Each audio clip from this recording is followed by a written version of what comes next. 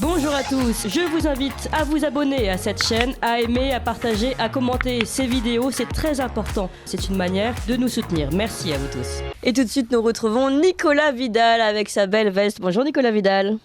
Bonjour ma chère Clémence, le t-shirt, bien Liberté, entendu, liberté, égalité, Beyoncé les amis. Voilà. Vous avez toujours des messages importants à passer à nos auditeurs, Nicolas Vidal, fondateur de Putsch Média. Et aujourd'hui, vous revenez sur les discussions, évidemment, concernant le projet de loi sur la réforme des retraites qui ont commencé lundi, donc hier à l'Assemblée nationale. Peut-on s'attendre, d'après vous, à ce que le gouvernement échoue face au Parlement ? Eh oui, l'examen du projet de loi de la réforme des retraites, vous l'avez dit ma chère Clémence, a commencé au sein de notre beau et faste Parlement.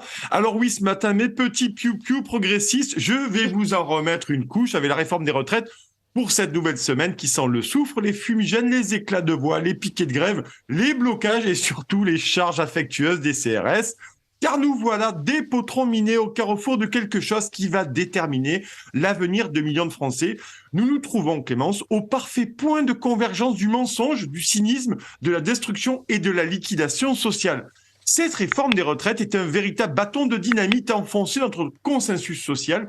C'est une grenade dégoupillée dans ce bunker autocratique qui est devenu la France. Cette réforme des retraites, c'est aussi notre long pain noir et rassis de régression sociale.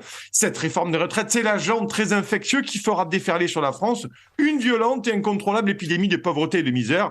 Et cette réforme des retraites, c'est la grosse tartine de diarrhée que Bruxelles veut nous forcer à ingurgiter. Et ne vous méprenez pas, aujourd'hui c'est le recto et dans quelques mois, les amis, vous aurez le verso qui vous fera bosser jusqu'à 70 piges comme l'envisage le projet ultime de la Commission européenne. Alors oui, vous l'avez dit Clémence, l'Assemblée va devoir trancher cette réforme en quelques jours seulement, mais la question qu'on doit se poser aujourd'hui, chers amis, elle est importante et vraiment elle ne fait pas plaisir.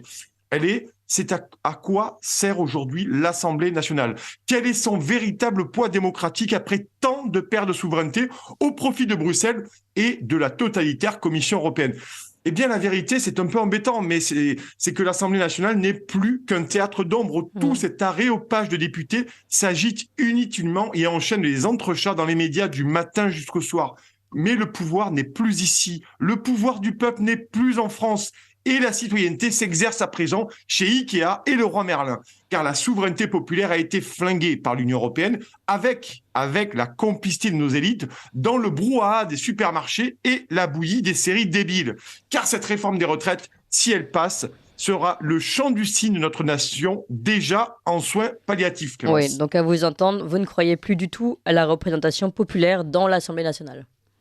Non, je ne crois plus à cette farce parlementaire. Je ne crois plus à la mauvaise pièce que joue le Rassemblement national qui refuse la rue pour se planquer, vous le savez, dans ce funeste combat parlementaire qui ne sert à rien. Car si une majorité de parlementaires votent contre la réforme, Mamie Vapote pourra actionner le 49.3 et détruira comme ça toute opposition. Ou alors, vous le savez maintenant, avec le 47.1, ça sera une ordonnance qui actera la mort de notre système social parce que le temps parlementaire sera écoulé. Alors Marine Le Pen peut roucouler sur les bancs de l'Assemblée pour faire fructifier sa PME familiale. Mais c'est une Mélanie low cost qui donne des gages à l'oligarchie en refusant de la sortie de l'UE et de l'euro, en espérant dormir sur le clic-clac de l'Élysée entouré de ses chats, et qui fait mine de ne pas connaître les commanditaires de la réforme des retraites. La NUPES aussi, de son côté, vocifère, elle s'égosille, elle fulmine, elle vote dans son coin, la NUPES, et pratique, vous le savez, une obstruction parlementaire stupide face à un pouvoir qui a bien l'intention d'écraser, Clémence, la voie parlementaire. Parce que la Macronie le considère aujourd'hui, c'est terrible, comme une simple visite de courtoisie. Alors chez les LR, c'est pas mieux. Éric Ciotti porte lui aussi cette réforme du haut de ses talonnettes. Son parti n'est plus qu'une succursale de la Macronie et un centre de recyclage plus blanc que blanc du néolibéralisme imposé aux Français avec violence.